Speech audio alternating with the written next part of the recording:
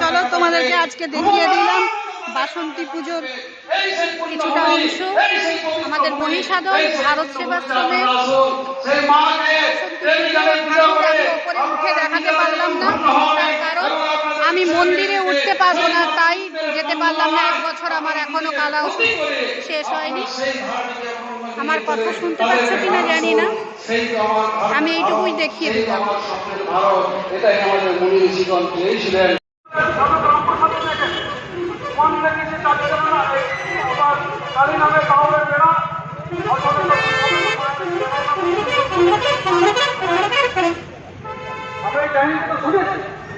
বিশ্বাস করতে হবে।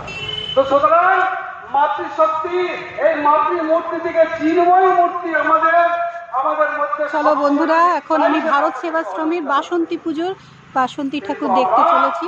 তার ব্যবস্থা করছি না। আজকে ধন্য শতধন্য আপনারা যে মহিষাদলে বিভিন্ন জায়গায় হয়, সম্ভবত মহারাজ দাঁড়িয়ে আছেন। মহারাজ এই কথাটি চালু করে গেছেন। এটা আজকে নয়, এই ধারাটা দীর্ঘদিনের ধারা। আমাদের হিন্দু নারীর কর্তব্য, আমাদের একটি বই আছে, সেই বইটি পূজ্য স্বামী বেদান্ত লেখা, আপনারা সেটি পড়বেন। আপনারা বিভিন্নভাবে ভারত সেবাশ্রম সম্পর্কে পড়বেন। অনেকে আমরা অনেক সময় বিভিন্ন জায়গায় ধর্মের জন্য, জাতির জন্য আজকে আমরা বিভিন্ন জায়গায় বক্তব্য রাখি, বিভিন্ন জায়গায় আমাদের নিন্দা সমালোচনার শিকার হতে হয়, বলে মহারাজের বোধহয় বিজেপি পার্টি করছে।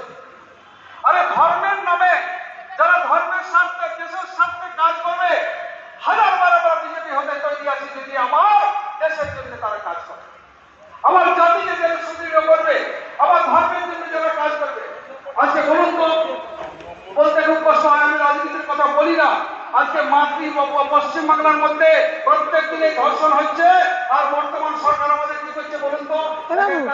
তুই কি এখানে দাঁড়াবি? তাহলে আমি জুতোটা খুলে একবার ভেতরটা খুলে নেবো।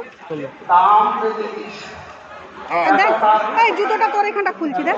এই ধরনের ধর্ষণের ধিক্কার জানাই আমাদের। আমি নিজেকে নিজে ধিক্কার জানাই, আজকে ধিক্কার জানাচ্ছি আমি। আজকে আমরা সাড়ম্বরে আমরা মাতৃ পূজা করছি এখানে।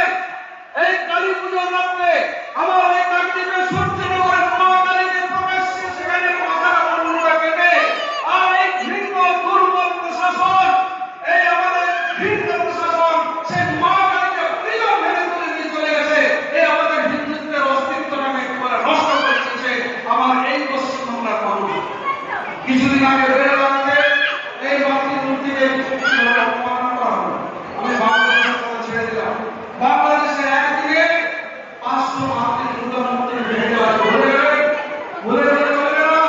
আমাদেরকে জানতে হবে, আমাদের সংস্কৃতিকে তুলে ধরতে হবে।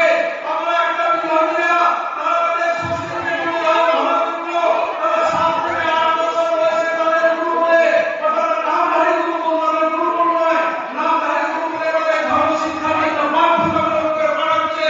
তারা আমাদের মা বাবা যখন আশ্রমে মঠ মন্দিরে তাদেরকে একটু ধর্ম শিক্ষার জন্য একটু আমার মা বাবা গীতা পাঠে রাজনীতি বাড়াচ্ছে, সেরকম সে আমাদেরই তারা মাথা দিচ্ছে, জানি না সেটাই আমাদের স্টেটাস থেকে আমরা বিষয় করছি। আমরা কোন ভারতবর্ষ বাস করছি? আমরা সেই আমরা সেই বিবেকানন্দ পুরুষ, আমরা সেই প্রমাণদের ভারতবর্ষ ভাবিত, আমরা যে বিবেকানন্দ যে সঙ্গে